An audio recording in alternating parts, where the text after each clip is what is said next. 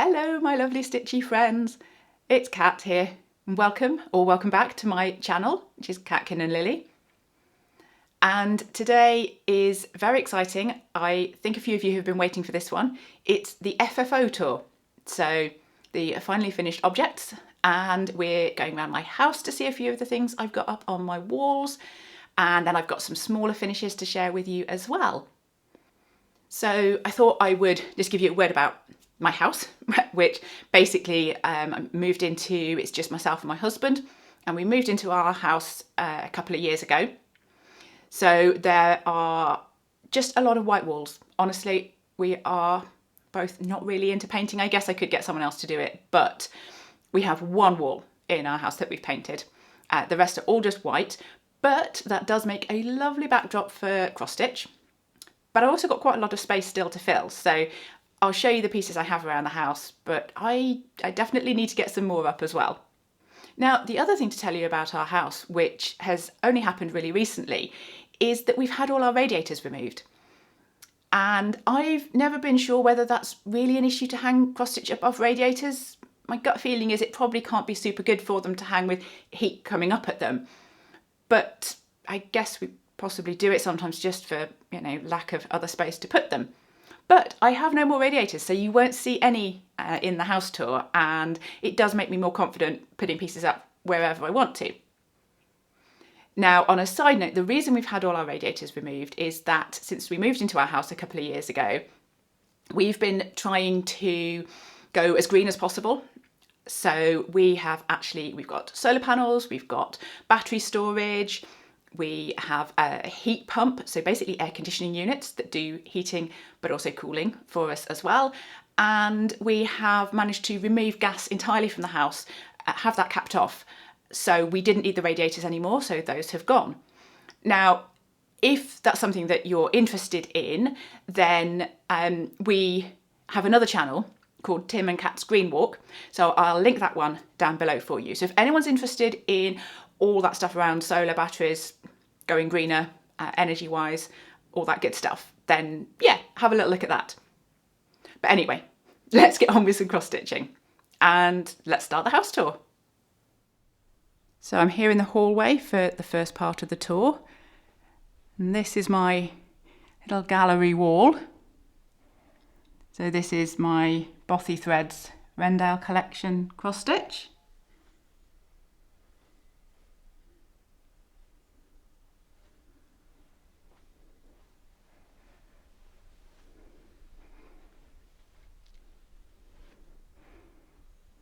It's slightly tricky trying to get them all in, but I had 4 up first of all, and then I've added another couple, and it looks like I have space for plenty more. This one, the rabbit, this was my first one, which I think I was drawn to because I had a pet rabbit, and it is absolutely adorable. And then the flamingos, because I do love a bit of pink.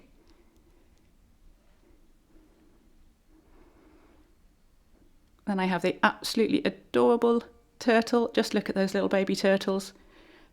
They're so cute.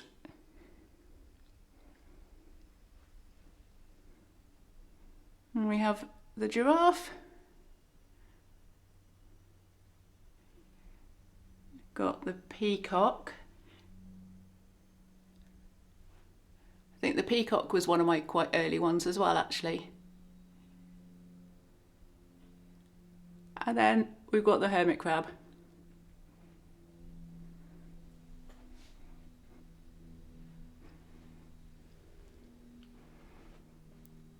So I don't think I really have a favourite from these. It would be pretty hard to pick. And of course, I will be adding some more. In fact, I have another one, but it isn't framed yet. Well, here we are outside my downstairs toilet, because I want to show you what I think is my first ever cross stitch.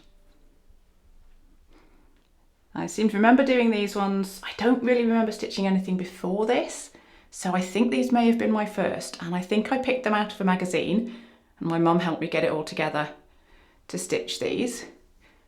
And so I was quite young, so I was really drawn to the cute little mice. Of the little house mice.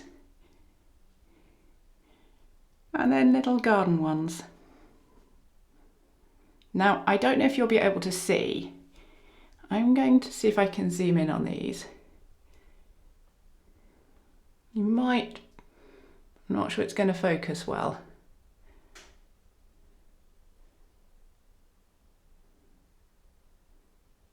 You might be able to see that the top arms of my cross stitches are going in all different directions. Because, as I say, this was my first one, so I didn't know that the top arms were all supposed to go the same way. But of course, I absolutely love these, and yeah, I had to find somewhere to display them, obviously, in my house. So I've come into the room at the back of the house now, because I have a few pieces I wanted to show you here. Here's the first one. And this, again, this is a very early piece that I stitched. In fact, I actually have, down in the corner, I have my initials in 1999. So I'll tell you now, I was 20 when I stitched this, which actually surprises me because I thought I was younger, but yeah, it's a beautiful scene this. I still adore all the detail on this.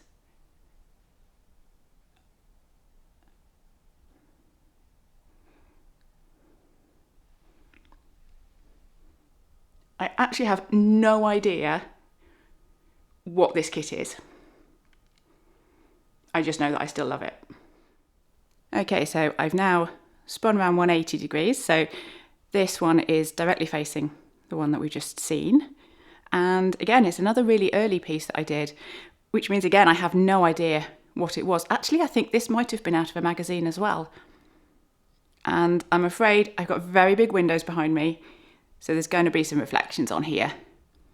But I'll just move around so you can see the detail in this one. It's really pretty. It's pretty much just full cross stitches and a tiny bit of back stitch. But yeah, so it's really nice to have that one up and on display. So I'm still in the big room at the back, and I just wanted to show you where these pieces are. You can see a couple up on the wall and then some hexagons, and then I'll get in a little bit closer. So here's the first piece. It's a little bit small for the gap here, to be honest, so at some point I'll probably replace it with something bigger and move this one. But I did just want to get this up. And again, I'm angling in so that I can avoid any reflections for you. Now this one is one of my more recent stitches, and this one, I actually did it out of a magazine. It's an Emma Congden design that was in one of the cross stitch magazines, but you can buy it on her Etsy shop, so I will pop a link in the description, because this one it's really beautiful. I don't know if you'll be able to see that there is some metallic threads in there. There's a little bit of sparkle, and of course the colours are just stunning. Okay, so we're over the other side now, and again, this is one I stitched when I was younger. I again have no idea if it was a kit or a magazine, but it is absolutely beautiful. So it's stitched on the light blue Ada. The detail in this is so amazing that most people, when they come in this room, they think it's a painting. And when they find out it's cross stitch, they are amazed. Now, although I stitched this one when I was, well, I guess late teens, 20s, I didn't have it framed until quite recently because it was way too beautiful not to have framed. And you can actually see how my framing style has changed. I go for so much simpler frames now.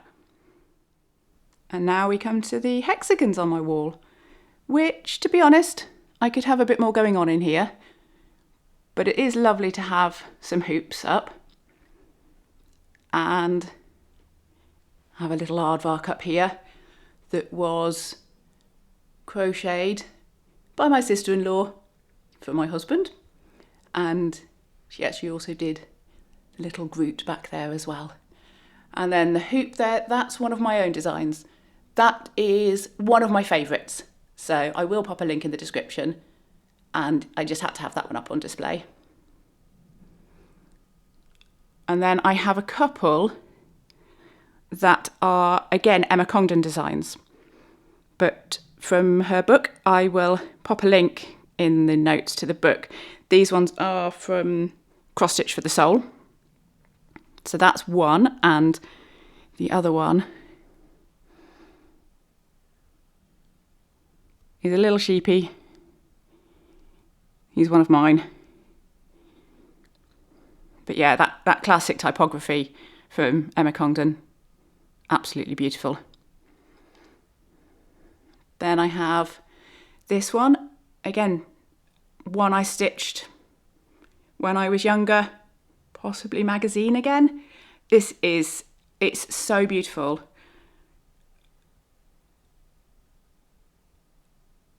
I really love cyclamens as well, but oh, the colours in that one, it's stunning. I love this one so much. And then up here we've got another Emma Congden.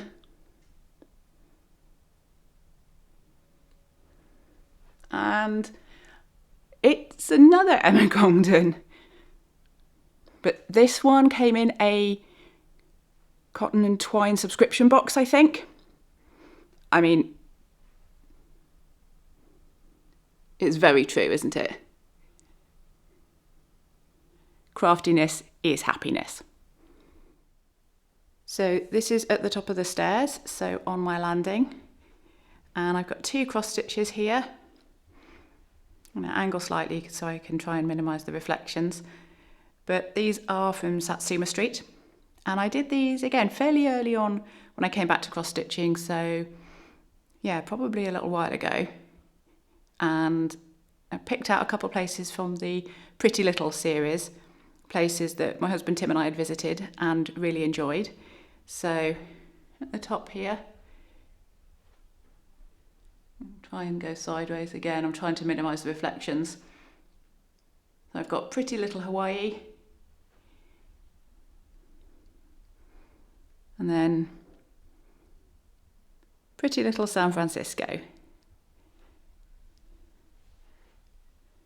So yeah, I absolutely love these. They were really fun to stitch because of the beautiful bright colours. So yeah, really happy I have these ones framed and up on the wall. And maybe I will do more of these one day as well. So I've just popped into the guest bedroom to show you this one, because it's not one of mine. It's actually one my mum did for myself and my husband when we got married. And if it seems a little odd that it's not in our bedroom, that's because there actually wasn't a really good place to put it, and it looked really nice above the bed in here. So I've put it in here, and it's really nice that other people get to see this as well. So yeah, I thought I'd show you this one. What did you think? Did you enjoy seeing all those pieces around my house? They certainly bring me a lot of joy, and I really hope you enjoyed seeing them. You might also have been able to spot my favourite frame, which honestly I pick for pretty much all my framing needs now, unless the design really calls for something else. I like the fairly narrow oak frame.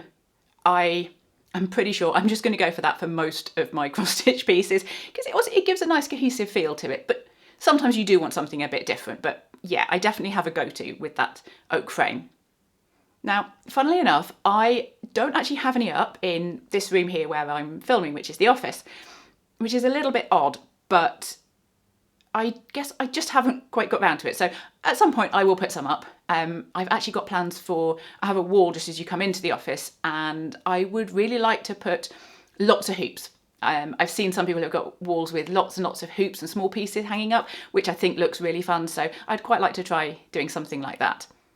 So now I wanted to share some smaller FFOs with you, and a lot of these are from my own designs, and a lot of them are really papercraft based. So we're going to see a lot of greeting cards, gift tags, papercrafted hanging items, because I actually I stopped doing cross stitch for about 10 years or so because I was really into doing paper craft, rubber stamping, colouring, die cutting, all of that good stuff. And when I came back to cross stitch, the paper craft then went by the wayside, but I still love to use all that stash that I've got and use those skills to make items with my cross stitch. So that's why a lot of my finishes are along those lines. So let's start with the greeting cards. I have a big stack of cards here. I've probably got more than this, but this is the ones I could kind of grab to hand, and I'll just show you them all one by one. And most of these they're basically my own designs. I'm not going to link all of the designs because there are way too many of them. My shop link is in the description, so you can find all the patterns on there. But obviously I like to test stitch them, and I like to make them into small items as well. And greeting cards obviously is a really easy one. So let's go through them. I've got little ice creams, summery little pattern. I've got this one I've got two here. These are little get well cards, and can you see, I think if I can turn it, you can sort of see there. These are on perforated paper. So these are super cute. This one's got lots of French knots on it, so maybe not one for you if you don't like the French knots, but you could put beads on instead. And that one comes with a flat. You get flat patterns and the 3D ones as well. So yeah, cute for get well cards. I've got this little envelope of hearts. This one has probably it was one of my earliest patterns and one of my most popular. I've got unicorn. This one, again, just showing you how simple it is to make a really nice greeting card, just the aperture, and then I've just doodled around the edge here as well. So it doesn't have to be complicated making cards. I've got a little floral wreath. Very pretty. This one's another one on perforated paper. So kind of Valentine's design. It's quite fun. I've got a nice birthday card. A Make-A-Wish pattern. And this one, now this one is currently the freebie pattern that's available if you sign up to my email list. It's got the wording here. It comes with 4 different wording options. So yeah, that's actually, you can grab that one if you haven't already got it. So that's my greeting cards. And I said I've then got some gift tags to show you, and I've popped them all on a board. Now, these are all gift tags that I've made using motifs, little parts from big designs pretty much. So this one here, the little birdhouse, this one is actually, I think this one's from a free pattern on my website called Let's Stay Home, so it's from the pandemic.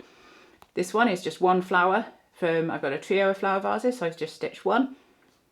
The stocking, that's from a big pattern, I've just stitched the stocking. This is one heart from a design that's got lots, and this one I've added little beads on the gift tag as well. This one, this is one of my favourites. This is my stacked snowflakes. So again, it's on perforated paper. There's a set with lots of different mix and match elements, and you can layer them up, but it makes beautiful gift tags. I've got a little gift. I've got a set that's got lots of these little tiny presents in. One ice cream, so that's in the same set as the ice cream card. I've got a little Christmas tree. Again, I've got a pattern that's got 3 Christmas trees. I've just stitched one. And this one is from a wreath design. Again, it's got a whole lot going round. I've just stitched the bit in the middle for a little gift tag. So I really love this with designing patterns that have got little pieces that you can use for gift tags, because I love making gift tags. I just think it makes a present look super nice. I'm one of those people that wraps everything in brown paper. I don't usually ever have any fancy paper. Brown paper all the way, and then some lovely ribbon, twine, and pop a special gift tag on it, and in my opinion, that just looks absolutely stunning. So yeah, that's why I make a lot of gift tags. So I mentioned I have some hangings as well. So I've got little things that you can kind of hang up, but you could just prop them on something in display as well. So this is my narwhal pattern. So again, I finished these with layers of paper, some twine I've got around here, and then just a little hanger at the top for it. So that's the narwhal. This one is possibly one of my favourites ever because coffee. So it's got a little beautiful paper bow at the bottom and some little rickrack. So a lot of these elements, actually the tag at the top, these are all using metal die cut pieces. So I've got a die cutting machine and I can cut all these little bits like this, the tab, the scalloped border around here, and then just this one's framed in an aperture. So that's my coffee one. And yes, there's a tea version as well if you're more into tea. I've got, this one's going to be going up soon. I've got a Halloween hanging. So that one again, you could just stand it, or it has got a little bit on the top so you could hang it. And again, so these ones I've wrapped the fabric around a little board and I've put twine around the edge. So yeah, really simple way to make a hanging. So that's really nice. Obviously I have a few things around the house in hoops that I've shown you, but I do sometimes make some smaller ones as well. So I've got, for example, this one, little terrific pattern. It just goes really nicely into little mini hoops. So these are the kind of ones I need to, maybe if I have a wall and could put lots of little hoops like this up, I think that would be really nice. So yeah, got that one. Oh, while I'm doing hangings, I've got, this might be my favourite hanging ever.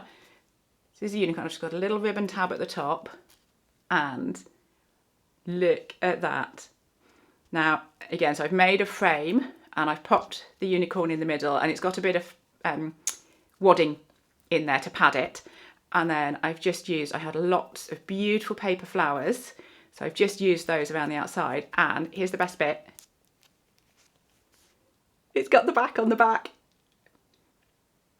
I just think that's so adorable.